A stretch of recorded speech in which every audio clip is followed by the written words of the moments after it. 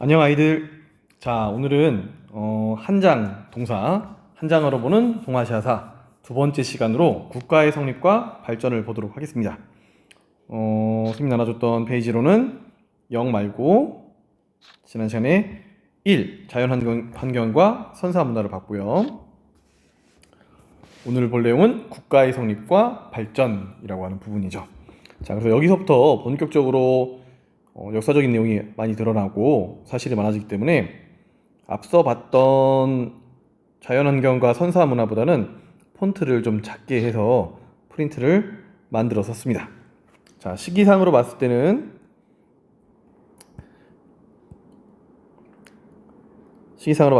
기원전 20세기부터 기원 후 3세기까지를 다루고 있는 한 2300년 정도를 다루고 있는 내용이에요. 그래서 볼 내용은 중국 가장 많고요. 내용이 한국 그리고 일본 세 나라가 중심이 되겠고, 여기에 더해서 유목 꼭 봐야 되고 베트남은 살짝 보도록 하겠습니다. 공간이 좀 남아서 역대 중국 왕조의 수도를 좀 정리해 봤어요. 그래서 수도가 어디냐에 따라서 그 나라가 어떤 나라인지도 확인해 볼 수 있습니다. 주나라의 경우에는 호경에서 러양으로, 진나라의 경우는 바로 이진나라예요. 시황제의 진나라의 경우에는 쉐냥, 함양을 쉐냥이라고 중국어로 발음되는데 지금의 장안이 되겠고, 한나라의 경우에는 장안에서 후한 때는 러양으로,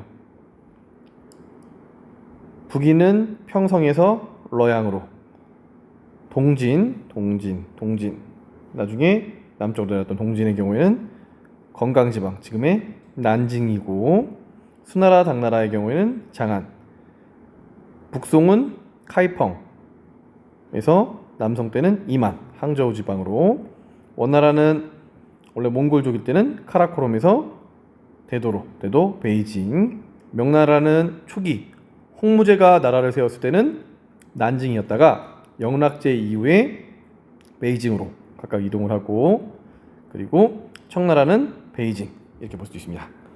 자, 그러면 오늘 기원전 20세기경부터 기원 후 3세기경까지 지금 나라의 변화를 좀 보도록 하겠습니다. 먼저 중국부터 보면, 중국은 하상주로 처음 시작되죠. 하나라, 상나라, 주나라로 시작되는데, 하나라의 경우에는 기록상의 왕조라고 있습니다. 별로 볼 내용이 많지는 않은 것 같아요. 자, 상나라 좀 주목해서 봐야 될 나라인데, 첫 번째 특징 중에 하나 뭐냐면 신정정치, 또는 우리가 한국사에서 많이 나왔던 말로는 제정일치와 같은 말이에요. 이게 제정일치와 같은 말입니다. 글씨가 잘 안 써지네요. 제정일치. 그래서 정치적 지배자가 제사장의 역할까지 같이 하고 있었고, 그래서 우리가 뭘 볼 수 있었냐면 교과서 29쪽에 있는 청동솥을 볼 수 있었어요. 청동솥, 청동정이라고도 부르고, 상나라의 대표적인 유물일 뿐만 아니라, 그리고 뭐도 같이 봤었냐면 갑골문도 같이 봤어요. 그래서 교과서 32페이지 보면 갑골문도 볼 수 있습니다. 수도는 은허였고요. 이 상나라를 무너뜨리고 등장했던 나라가 바로 주나라였는데, 주나라의 무엇보다 가장 큰 특징은 봉건제에 있었습니다. 이 봉건제는 대신 서양의 봉건제와는 달리 혈연관계에 기초한 봉건제였고, 그래서 우리는 종법적 봉건제라고 부르는데, 신분이 왕, 제후, 경, 대, 사부로 각각 이루어져 있는 것을 볼 수가 있습니다. 왕이 있고, 제후가 있고, 경, 대부가 있고, 사가 있습니다. 이런 왕의 권위는 하늘이 명령에 의해서, 하늘이 준 권위이기 때문에 우리는 이것을 천명사상이라고 불렀고, 여기에 더해서 덕으로서, 힘이 아니라 무력이 아니라 덕으로서 통치를 하려고 했기 때문에 덕치주의라고 불러요. 이 주나라를 가장 이상적인 국가로 뽑았던 사람이 있는데 바로 공자예요. 그래서 공자가 만든 사상이 뭐죠? 유가사상, 유교, 유학. 그래서 유교에서 바라보는 가장 좋은 나라는 바로 이 주나라였습니다. 주나라 볼 필요가 있고요. 하지만 주나라는 중심을 제외하고 각 지방에 땅을 봉건했는데, 나누어졌었는데, 점차 혈연관계에 기초하다 보니까 시간이 지나갈수록 혈연관계가 옅어질 수밖에 없었고, 외적의 침입을 각 제후들이 효율적으로 방어해주지 못하는 약점을 갖고 있었어요. 결국 기원전 8세기경에 서쪽에 있는 견윤종이라고 하는 이민족이 침입해 들어옵니다. 주나라는 왕실은 잘 막아내지 못했고, 결국 주나라 왕실이 수도를 이동하게 돼요. 원래 주나라 수도는 호경이라고 했죠. 지금의 시안이 있는 곳이었는데 러양으로 옮겨갑니다. 러양이 동쪽에 있기 때문에 동쪽으로 천도했다라고 해서 동천이라고 부르고, 이때부터 주나라 왕실보다 제후가 다스리는 국가가 더욱더 힘이 강력한 시대가 돼서 우리는 이 시대를 춘추 전국시대라고 부르는데, 아직 춘추 시대는 여전히 주나라 왕실의 권위가 먹혀 들어가고 있는 과정이었어요. 하지만 이 왕, 제후, 경, 대부, 사로 이어지는 신분 질서가 무너지는 시대가 도래하니 바로 기원전 5세기경에 바로 진나라를 무너뜨리고 조위 한나라가 등장하는 시기입니다. 우리 교과서를 보면 교과서 33페이지에 안 나오나요? 안 나오지? 자, 교과서 33페이지에 춘추 5패, 춘추 시대에 가장 강력했던 다섯 나라와 전국 시대에 가장 강력했던 전국 7흥이 나와 있는데, 원래 이 진이라고 하는 나라가 소유하고 있던 나라는 조, 위, 한이 포함되어 있는 이 지역이에요. 지금은 중국에서 결코 발전적인 곳이라고 보기는 어렵지만 이 당시에는 가장 핵심적인 지역이었고, 이 진나라를, 한자가 달라요. 잘 보면 이 진나라를 무너뜨리고 한위조라는 나라가 생겨나면서 우리는 전국 시대가 시작되었다라고 이야기를 합니다. 자, 전국 시대에는 가장 강력한 다섯 나라가 있었고 전국 7흥이라고 했고, 이제는 언제든지 하극상이 일어나는 왕, 제후, 경, 대부, 사로 이어지는 것이 아니라 아래에 있는 신분에서도 위에 있는 신분을 힘으로 억누를 수 있는 시대가 됐고, 이러한 약육강식, 힘이 강한 자만이 살아남는 시대가 됩니다.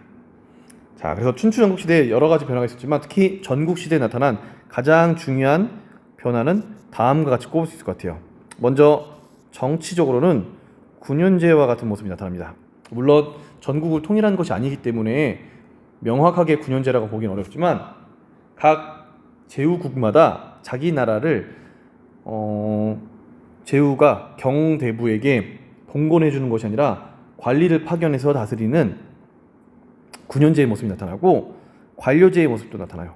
이제 관리들을 고용해서 이용하는 모습도 나타나고, 또한 철제 무기가 보급됩니다. 그러면 전쟁이 보다 더 격화됐겠죠. 그리고 경제적인 면에서는 우경과 철제 농기구가 사용돼요. 그러면 철제 농기구가 사용됐다는 것은 경제력이 상승되겠다라는 것도 우리가 한번 확인해 볼 수 있는 지점입니다. 그리고 제자백가가 등장하게 돼요. 제자백가 하면 앞서 나왔던 공자의 유가나 상항의 법가나 노자의 도가나 음양가나 묵가나 이런 것들이 등장하는 때입니다. 자, 이렇게 여러 나라로, 특히 전국에 있는 7웅, 가장 강력한 7개의 나라로 나누어져 있던 중국에 큰 변화를 가져왔던 것은 바로 기원전 3세기경에 바로 진나라입니다. 기원전 221년경에 전국을 통일하면서 등장했던 나라고, 이 진나라 하면 정확히는 황제가 3명 있고 황제라고 볼 수 있는 사람은 2명 있는데 그 중에 한 명만 기억할 필요가 있죠. 바로 시황제를 기억해야겠죠. 누구보다도 중요한 사람 시황제 있고, 자, 시황제 하면 어떤 점에서 우리가 눈여겨봐야 되냐? 시황제 하면 첫 번째는 황제라는 칭호를 처음 썼던 인물입니다. 시황제가 쓰기 전까지는 황제라는 칭호 없었고, 전국에 걸쳐서 군현제를 실시했고, 그리고 통일의 왕이에요. 도량형, 길이를 재고 무게를 재고 부피를 재는 것, 화폐도 통일시키고 문자도 통일시키고 도로망, 도로의 넓이도 통일화시켜서 마차가 다니기 적합하게 만들었고, 사상도 법가로 통일하는데 이 당시 사상가로는 이사라는 사람이 있고, 사상을 통제하려고 봤더니, 하나로 통일하려고 봤더니 유학자들이 이것에 반발하자 유학자들을 통제하는 방법으로 분서, 책을 불태우고 갱유, 유학자를 무덤에 땅에 파묻는 모습도 있었고요. 거대한 건축물도 만드는데 대표적인 건축물이 만리장성이 있고, 그래서 만리장성 시험 문제도 자주 나옵니다. 그리고 진시황의 궁궐이었던 아방궁이 있어요. 아방궁 들어봤어요? 뭐 중국집으로도 많이 쓰기도 하고 하는데, 보통 아방궁이라는 칭호는 어마어마한 거대 화려한 사치스러운 건축물을 얘기할 때 아방궁을 이야기합니다.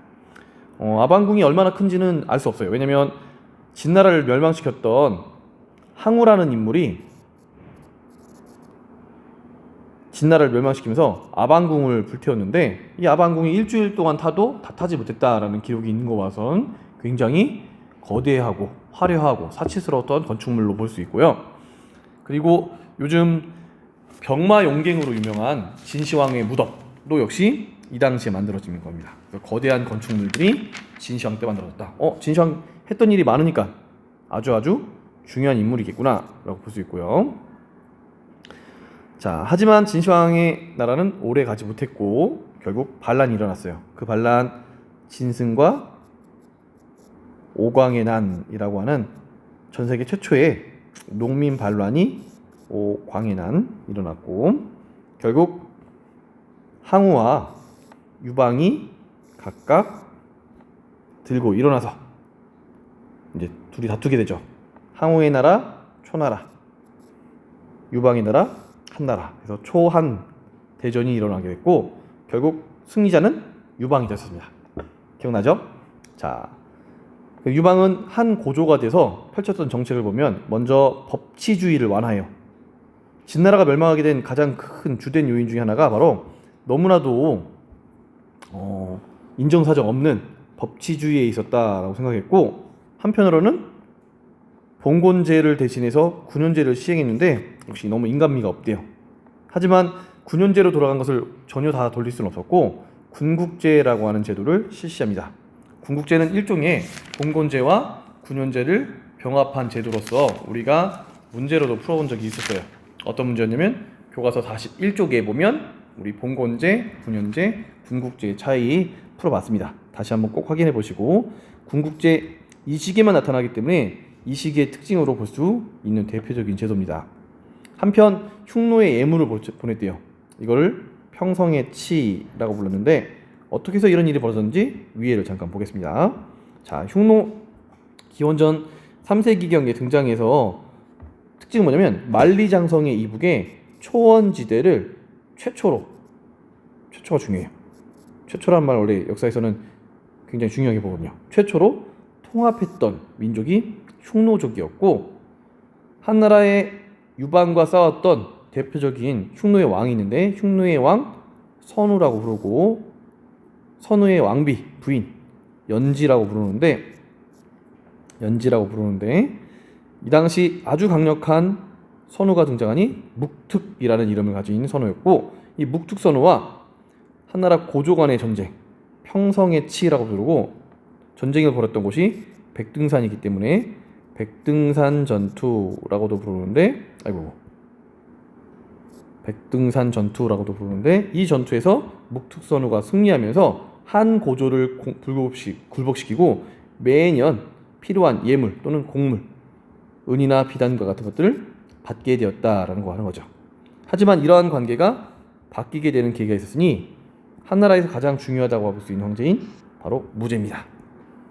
무제는 여러 가지 면에서 굉장히 중요한 사람인데, 자, 첫 번째 장건이라는 인물을 볼 수가 있어요. 장건 별표. 자, 무제는 흉노와 싸우기 위해서 장건이라는 인물을 흉노와 전투를 벌였던 유목민족 대월지라는 국가에 보내려고 합니다. 하지만 그 과정 중에서 동맹을 맺지 못했지만 길을 개척하게 됐고, 우리는 그 길을 서역으로 서양과 비단을 오고 가는 길이라고 해서 비단길이라고 부르고, 동맹은 맺어지지 않았지만 군사력이 날로 강해져서 결과적으로는 흉노를 정벌해요.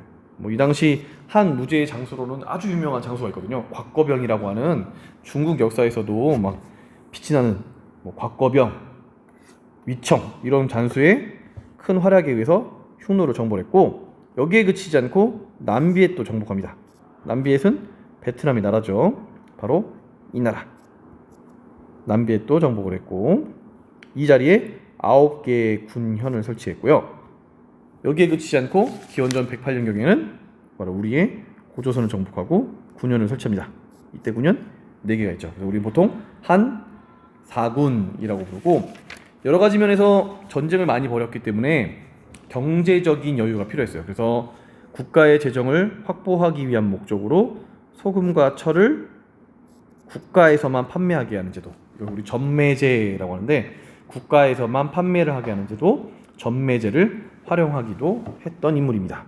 그래서 진시황제와 함께 가장 주목해서 봐야 될 인물은 바로 한나라 무제라고 볼 수 있고, 아까 잠깐 얘기 못했는데, 흉노의 경우에는 특징이 뭐냐면 왕, 선우 아래 좌연왕, 우연왕이 있는 것이 특징이었습니다.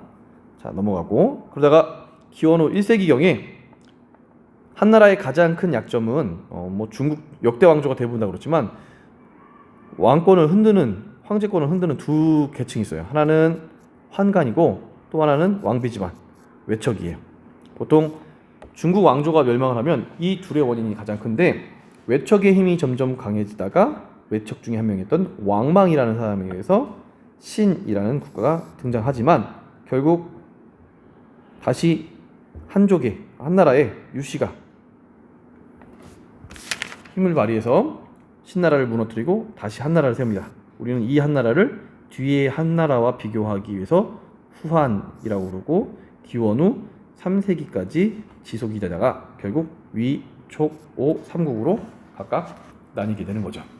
이 광무제는 일본과도 연관되는 지점이 있는데 바로 한위 노국왕 금인이에요. 한나라가 노국왕에게 보냈던 도장, 우리 도장 본 적 있었어요. 어디서 봤냐면 도장을 몇 쪽이었죠? 갑자기 못 찾겠네. 도장을 본 적이 있었어요. 도장아 나와라.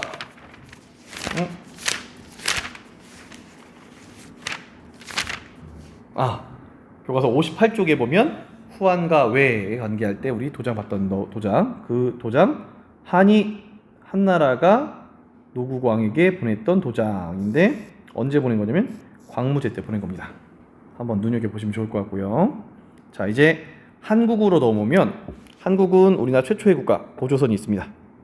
고조선은 삼국 유사의 기록에 따르면 기원전 2333년, 바로 한나라의 시작과 비슷하다게 볼 수 있는데, 지금 고려시대에 쓰여진 삼국 유사가 아니라 그 이전에 쓰여진 기록에서는 잘 찾기가 어렵기 때문에, 비교하기 위해서 중국 측 사서에서 봤을 때는 중국 측 사서 전국시대의 연나라와 대립했다라는 얘기가 나옵니다. 이게 기원전 7세기 기록이기 때문에 적어도 늦어도 기원전 7세기경에는 기원전 7세기경에는 이쯤 되겠죠? 7세기경에 등장했던 것 같은데, 그 이전에도 이미 당연히 있었을 것 같아요. 대부분 다 랴오닝 지방의 청동기 문화를 형성했던 나라였던 것 같고, 이 세력 범위를 무엇으로 알 수 있냐면, 한국사에서 봤듯이 탁자식 고인돌과 비파형 동검이 같이 발견되는 지역이 바로 고조선의 세력 범위가 아닌가라고 생각하고, 앞서 봤듯이 전국 칠웅의 한 나라였던 연이라는 국가와 대립을 할 만큼 어느 정도 군사력을 갖추고 있던 나라고, 상경대부 장군이라고 하는 관직명이 있는 것으로 봐서 체계를 갖추고 있는 국가였던 것도 알 수 있습니다. 여기다가 고조선의 사회를 알 수 있는 가장 좋은 방법은 바로 8조 법금, 살인을 저지른 자는 죽인다, 뭐 이런 내용으로 나와 있는 8조 법을 통해서 우리는 고조선 사회를 알 수 있다는 점이죠. 이런 고조선 사회에 큰 변화가 찾아왔던 시기는 바로 중국에서는 진나라에서 한나라로 교체되던 시기, 굉장히 혼잡한 그 순간에 위만이라는 사람이 망명을 해왔고, 조조선으로 피난해서 돌아오게 됐고, 당시 고조선 왕은 준왕이었는데 준왕이 이것을 받아주었지만 오히려 이제 위만은 준왕을 몰아내고 본인 스스로가 왕이 되었죠. 우리는 이때부터를 위만 조선이라고 부르는데, 앞선 단군의 고조선과의 가장 큰 차이점이 있다면, 앞선 고조선은 청동기 문화를 바탕으로 두고 있다는 점이에요. 반면에 위만의 고조선의 특징은 철기 문화를 바탕으로 두고 있다는 점이고, 또 하나는 중개 무역을 통해서 중국의 한나라와 한반도 남부의 진나라 사이에서 중개 무역을 통해 이득을 보게 됐고, 이로 인해서 한나라와 대립을 하게 됐습니다. 결국 한나라 무제가 또 나오죠. 한나라 무제가 베트남에서 나올 겁니다. 무제의 침입으로 인해서 멸망을 하게 됐고, 그 자리에 4개의 군현이 생기게 되는 거죠. 한 군현 후에는 고구려가 멸망을 시키게 됐고, 그 이후에 등장했던 나라들을 보면 삼국시대의 삼국과 부여, 고구려, 백제, 신라, 가야가 각각 등장을 하는 모습도 볼 수가 있습니다. 부여는 숭화강 유역, 고구려는 부여족의 일파가 남하에서 나라를 세운 것을 우리가 고구려 건국선화를 통해서 알 수 있고요. 백제는 고구려 일부 세력이 남아있다는 것을 온조설화를 통해서 알 수 있고, 우리는 이 두 가지 사실을 무덤을 통해서도 알 수 있다고 했죠. 고구려의 장군총과 백제의 석천동 고분 같은 것을 보면 똑같은 돌무지 무덤이고, 돌무지 무덤, 돌을 무지하게 쌓아서 올린 돌무지 무덤이고, 이렇게 무덤의 양식이 같은 것으로 봤을 때 같은 문화권이라는 것도 확인해 볼 수가 있다는 거였죠. 신라, 가야, 우리 교과서에서 봤던 내용 다시 한번 정리해서 보시면 좋을 것 같고요. 이제는 일본은 볼 내용이 없습니다. 왜냐하면 계속 기원 전 3세기 전까지는 신석기 시대요, 조몬 시대였다가 기원 전 3세기부터는 야요이 시대가 시작됩니다. 야요이 특징은 뭐냐면 청동기 시대가 혼자 오지 않고 철기랑 벼농사까지 같이 왔다는 것이 특징이었었고, 자, 그러다가 국가의 형태를 띈 나라가 분명히 만들어졌을 텐데 기록상 확인이 잘 안 되기 때문에 확인할 수 있는 자료 중에 하나는 바로 도장이었고요. 또 하나 중국 측 문헌에서 볼 수 있는 내용은 바로 야마타이국이었습니다. 야마타이국 3세기경에 30여 개국의 소국이 있었는데 그 중에 한 나라였고, 특징은 뭐였냐면 여왕이 다스린 나라였는데 히미코 여왕이었어요. 이 히미코 여왕이 사신을 보냅니다. 어디에? 중국 위나라에 사신을 보냈고, 위나라가 사신을 받고 조공을 해오자 책봉을 해줘요. 야, 너네 왕이 맞아 라고. 그 책봉을 해준 게 위나라와 친한 외의 왕이다 라고 히미코 여왕을 칭호해 줬다는 거죠.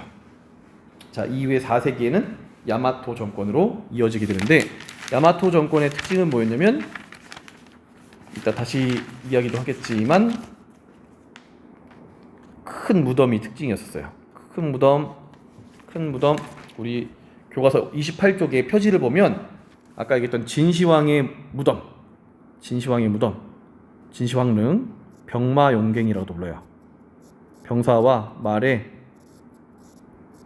흑인년이 발견된 갱이기 때문에 병마용갱이라고 부르는데, 그 옆에 보면 전방후원분이라고 해서 전방, 앞에는 네모나고 뒤에는 동그란 무덤 볼 수 있는데, 이 무덤이 4세기부터 등장해서 5세기까지 많이 만들어지는 야마토 정권의 무덤이라는 거. 전방, 앞에는 네모나고 후원, 뒤에는 동그란 무덤 분이라는 거, 전방 후원분이라고 부릅니다. 이제 간단하게 볼 수 있는 이제 베트남 하나 볼 텐데, 베트남은 앞서 계속 얘기하듯이 2002로 개정 교육 과정이 실시되면서 좀 내용이 많이 빠졌어요. 최초의 국가 뭐 이런 내용 나왔었는데 요즘은 안 나옵니다. 그냥 가볍게 봅시다.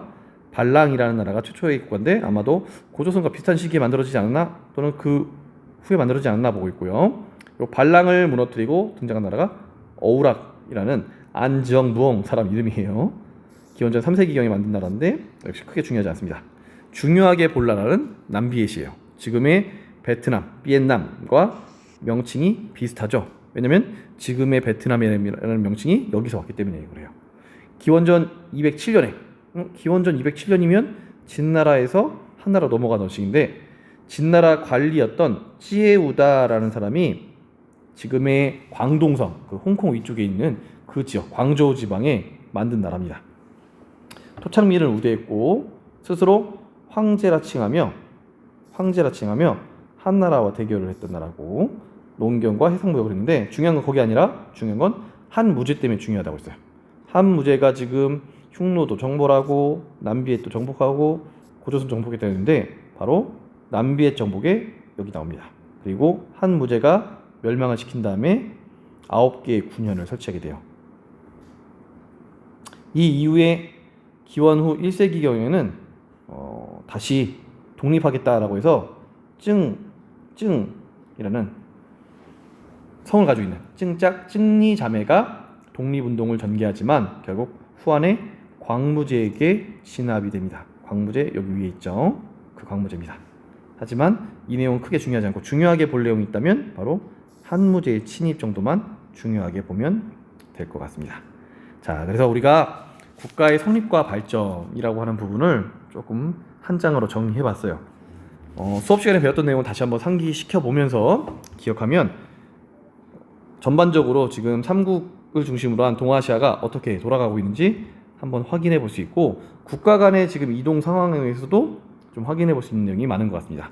어쨌든 오늘 고생 많았고 그냥 강의만 들을 것이 아니라 반드시 여러분의 손으로 정리를 해야 기억에 남고 공부가 됩니다. 그 점 꼭 기억하시고 오늘은 여기까지. 안녕.